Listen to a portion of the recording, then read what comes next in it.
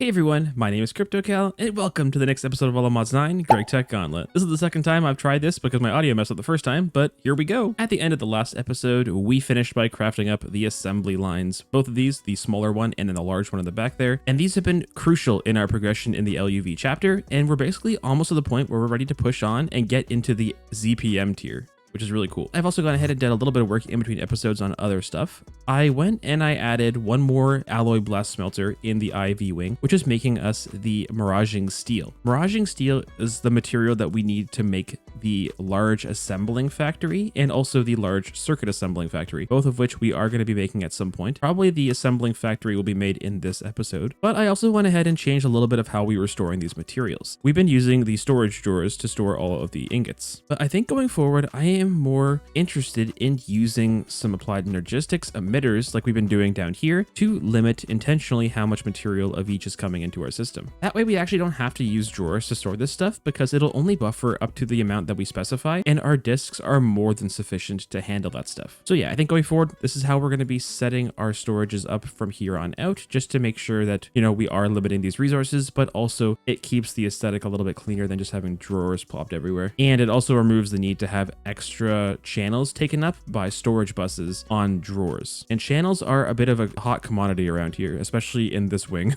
But apart from that, we've actually been spending a lot of our time in between episodes just doing other stuff not in this dimension. And for those of you who are here for the GregTech Gauntlet series and haven't really taken a look at what I've been doing before this series, you might be a little confused and not familiar with our overworld base. Oh, it's so nice. It's green. Welcome to our overworld base here in, well, the overworld. And it's probably the place that we come the most when we're just kind of burnt out and tired and our brains are smooth. So we just kind of come here and just do some mindless tasks of designing or doing some terraforming. When our brains are smooth, we like to make the terrain smooth. That's our MO around here. Or when our brains are smooth, we like to make the terrain textured, depending on what the task is. If brains smooth, ground must be lumpy. Yes, indeed. But the one thing I did want to show is our task list here, which is on a clipboard because I love clipboards. Yeah, we aren't done in this area. We have lots that we are working on and still plan to do. A lot of this just consists of finishing up builds that we built and didn't actually finish the detailing of, like the museum. Grace has a bunch of stuff she wants to do on her side of the bridge, and I have to finish up a bunch of stuff in the castle. And then also just a lot of general terraforming around here needs to be done because there's a lot of just open areas that just need some filling. So lots of stuff that we've been working on and we'll continue to work on in between episodes and, you know, whenever we need a break. When are you going to actually make sure the castle isn't floating?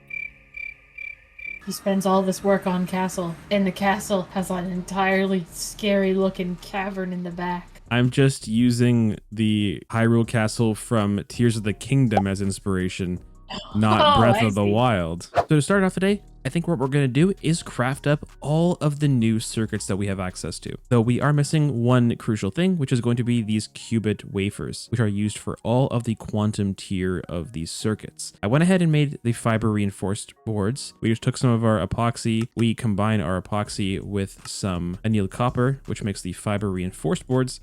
And then this becomes the circuit board with some more annealed copper and sodium persulfate. Really easy recipe, nothing super fancy. And these are made inside of a LCR or a normal chemical reactor inside of a clean room. And there are two different recipes that I see that we could go for. We can use radon gas, indium gallium phosphide, and the nano CPU wafers, or we can use liquid gallium arsenide, quantumize, and the nano CPU wafers. It looks like this one requires more radon because the quantum eyes, we need 2 quantum eyes per, and each quantum eye is 250 millibuckets of radon. So I think that is a little bit more of an expensive recipe. It's a tiny bit slower, but realistically, I don't know if it's going to make that much of a difference. And if it is, we can always use an LCR. I think we'll start off by just making it an LUV chemical reactor. I have this area up here, the last section of our large clean room is dedicated to LUV machinery. I'm running osmium cable back here, which is going to be, I think, plenty for what we're going to be using. I like this clean room.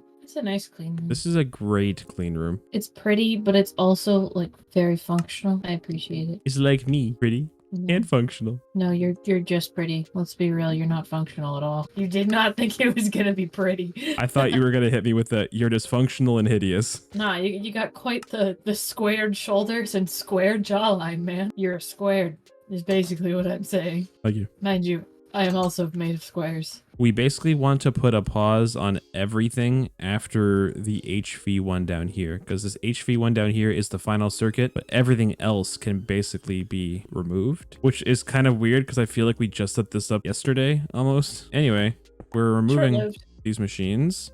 Oh, frick. Magnet, no. What did we Why learn? would you do this to me? What did we learn? Grace had a learning experience today and she's not happy about it. Though I will say, part of the reason, because I still don't have access to... It's actually wild to me that you're still running with no wireless. Why? Yeah. Why do you do this? Why? It's I just so end up doing easy. this every time I need to put stuff away. What can I say? I'm a little deranged. Okay, so our first tier circuit here for EV is now being made, and these are going to be our final type of EV circuit. So we are going to fully stock these up. Once we have access to the advanced SoCs, these can be actually made even more efficiently. We have to request the other circuit that we just made. Right in here, and that's going to start filling up this one. Here comes our next tier of IV circuit. Once you get these going, honestly, they just kind of flow into each other, you know? Yeah, once you kind of get the pattern down, like the routine, it's very easy to upgrade them actually. Do you want to make an assembler to just keep a small stock of the HSSG frames somewhere? Yep, I got you. Oh, frick. The HV and the LUV coloring is very similar. Yes. I just absolutely blew up one of those advanced assemblers from HV. All right, and now that we have the HSSG frames here, we have our first ZPM circuit right here. Beautiful. Ludicrous Wow. voltage. I can't believe we made it to Complete. ZPM already. That's the spirit. What do you mean that's the spirit? It's facts. I feel like it was just yesterday that I was playing around with GregTech on my own. The ZPM was that tier that I looked at in the future and went, that's a tier we're never going to get to. We should make the LUV superconductor. Indium, tin, barium, titanium, copper.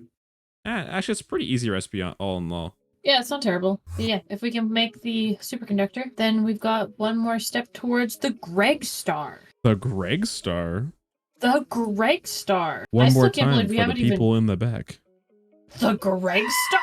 The only scary thing about ZPM is we have to try the fusion reactor, but that's also kind of fun. You're a strange person. What, you don't ever get excited about the potential of nuclear fusion? I do, honestly. Exactly. I can't even deny it. Do I dream of chemicals and reactions? Yes. I got the thing, the stuff, the goods. The good stuff. Oh, this requires Naquadah coils. We're getting ahead of ourselves here. I want the certificate of not being a noob anymore. I want it so badly. You need to get a certificate of not being a noob anymore to get the not a neutronium bead. It actually just gives you neutronium nuggets. It doesn't give you like an earlier stage to make it. No. It just straight up gives you the neutronium. We need to address the elephant in the room. We don't need to address any elephants. I am the No elephant elephants. in the room. No elephants. We've been suffering for a while. We're doing a lot of waiting. We've been waiting a lot. Our assemblers just aren't cutting it anymore, and there is a solution. It's not difficult, and it will help us drastically in the future. So I think that's going to be our next two steps. Will be getting this multi-block assembler and getting some Naquadah processing online. So to get the large assembling factory, that's going to be using this stellite that I went ahead and set up. I'm going to craft up the things that we need for this multi-block. I'll probably put it inside here around where the assembly line's all in here. I think this one area will work perfectly because it is a 9 long multi-block, but it is only 3 deep. So we could also have maybe even a second one here if we wanted, or we could stack them, you know, vertically as well. But let me go ahead and get a couple things made up and crafted. And when we come back, we'll get this thing set up and running. Hopefully it's not going to be as much of a pain in the butt as the assembly line was. All right, so I went ahead and crafted up all the things that we need to make the large assembling factory. We're going to have to try and figure out how we want to actually automate this, because the assembling factory, like the assembly line, does require some recipes that require fluids as well. So having a normal pattern provider just going right into an input bus isn't going to be enough for some recipes.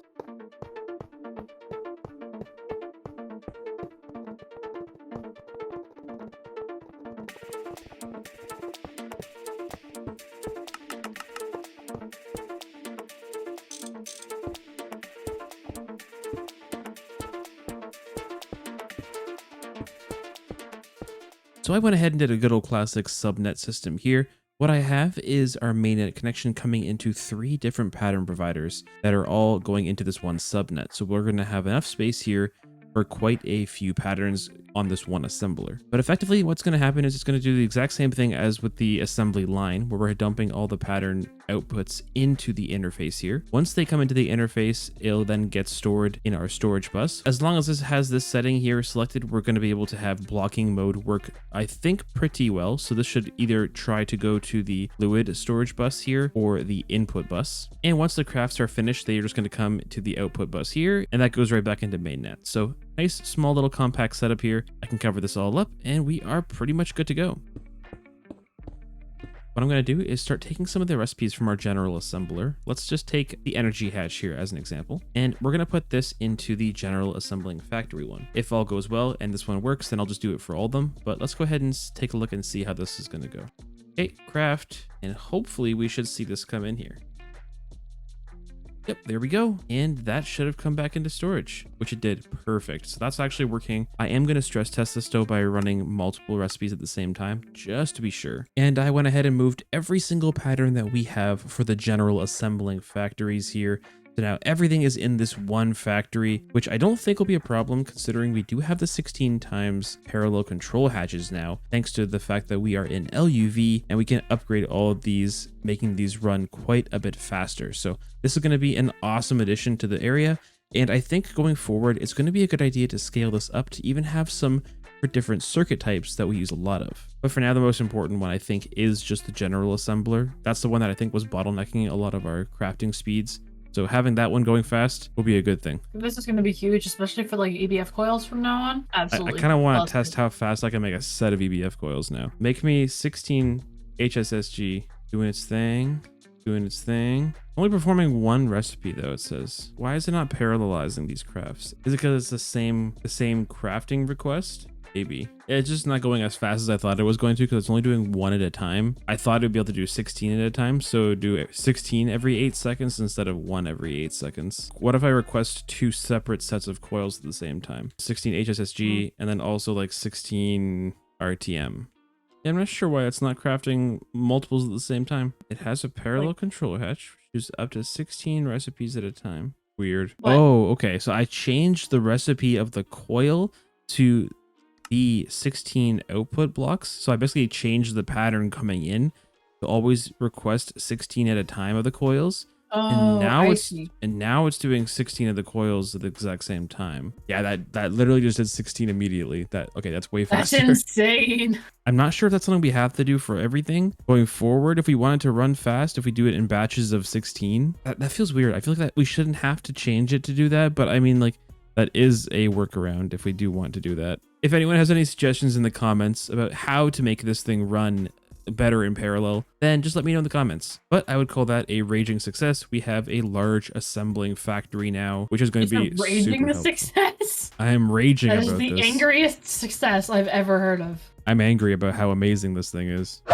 So looking ahead into ZPM, now that we have kind of finished up in LUV and we're moving into this tier, we are at the step where we can start making the next tier of coils that we can upgrade our EBFs with going forward, and also making some materials that are going to make our previous setups, making circuits and all that, a lot more efficient. Now, Naquadah is a material that we have in high supply, and this stuff just is sitting here unprocessed because boy, is this just a lot. Unfortunately, because we have absolutely a ton of this stuff, it's going to take, again, forever to get through it all. We're going to have to tell our system to basically turn on the Naquadah machine if for some reason we're either out of the enriched Naquadah dust or we're also out of the normal Naquadah ingots. So I'm going to have to trash a bunch of our Naquadah. The 2 million that we have in there, it's got to go. You gotta be kidding me. I wish I was kidding you.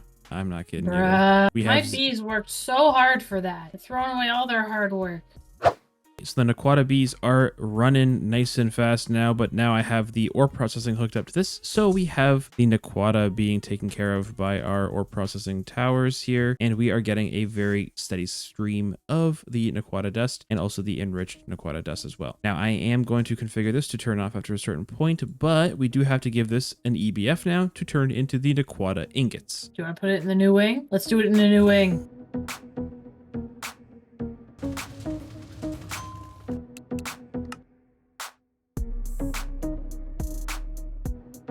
And after staring at the cannon placed blocks for about 2 hours, we have all 3 of these initial rooms placed out here, and we have the first large building for the new wing over here. Now, there was a bit of a clearance issue right there, as you can see. It got really close, so instead of having one of these corner rooms, I actually had to use one of the center rooms. I think that will still be okay though, because I can probably fit another center room right in the middle here, and then also one off to the side. And these rooms here are probably going to have the exact same purpose as every other room in the previous tiers here, just to be used for single block processes, if there are any that we just need to do nice and quickly. There are going to be some new multi-blocks that we're getting into in ZBM that are going to be quite a bit larger. So we were actually considering having some areas in this final wing here where we just have open platforms to kind of show off the unique multi-blocks out in the open. Not because we are too lazy to build a building for them, but because I think that with the map and being able to look at this from the map down, it's going to look really cool seeing some areas just having really interesting shapes because of the multi-blocks that we're making on them. Because as soon as we put a covering on them with a roof, it just kind of shows the exact same pattern on the roof, which is really cool. But I think there are some cool enough multi-blocks in the higher tiers that it would be worth showing them off. Like the rotary hearth furnace. This is like a giant EBF that's going to be able to run in parallel as well. Really cool stuff. But to finish up here and to get ourselves firmly planted in to start into ZBM, I think it's going to be time to get another multi-block setup for our Naquadah ingots. And it's just going to be done instead of a normal EBF with argon gas to make it a little faster.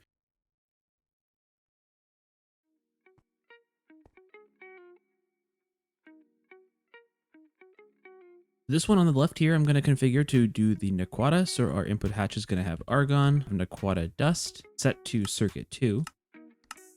And that is now running at, well, it's taking 10 seconds to run, which is not too bad. We could run this a little bit faster though. I could make sure that we have a 4 amp LUV hatch thrown in here instead, which I think I'm going to do actually. And that will run it every 5 seconds or so, which is pretty good. And that is going to then go into our chillers. Just make sure we should be getting Naquadah in our system now, which we are. Perfect. And we'll display our Naquadah content right in here in our little storage monitor. But Naquadah ingots are coming in nice and quickly now, so we can start making use of them right away. What we're going to do is probably want to make the Naquadah doped wafers inside of another EBF, which we can do very easily. Blocks of silicon and gallium arsenide. Gallium arsenide, that should be no problem. We have plenty of that stuff. The block of silicon then we're going to want to keep in stock. So if we put another ME requester down here, we should be able to come in here and request silicon blocks. Now, I don't have these on AutoCraft quite yet, so we'll put these in here. We'll ask it to keep maybe a stack of these in stock at all times, and then we'll just say do it in batches of, I don't know, 16. Sure. It doesn't actually know how to make this. It won't actually do anything, so we have to go ahead and teach it the silicon block recipe. But do we have those now? We do. 64 blocks of silicon are in stock, which is fantastic. So we can now set up one more EBF to start doing those silicon bools. 94 seconds per bool, so not the fastest, but it will slowly build up over time. So once we have a good supply of the Naquadah bools, we're definitely going to swap out and make the wafers and chips that we have with this, because this is way more efficient material wise than the silicon doped wafers or the phosphorus doped wafers. And yeah, as you can see, one of these turns into 64 of the doped wafers. This recipe is quite a bit cheaper here with the ASOC than with the previous recipe is, which just takes all of this stuff. So that'll be probably something that I do in between episodes, will be to kind of do some swapping out and getting some things up and running with our new Naquadah circuit stuff. But with all that being said, I think that's what we're going to call it for this episode. Thank you very much for watching, everybody. I really hope you did enjoy. If you did enjoy, feel free to leave a like, comment, and subscribe to the channel. Also, if you haven't already, be sure to join the Discord. The link is in the description down below. But that's it for me, everybody. I hope you all have a good one, and we'll catch you in the next episode. Bye!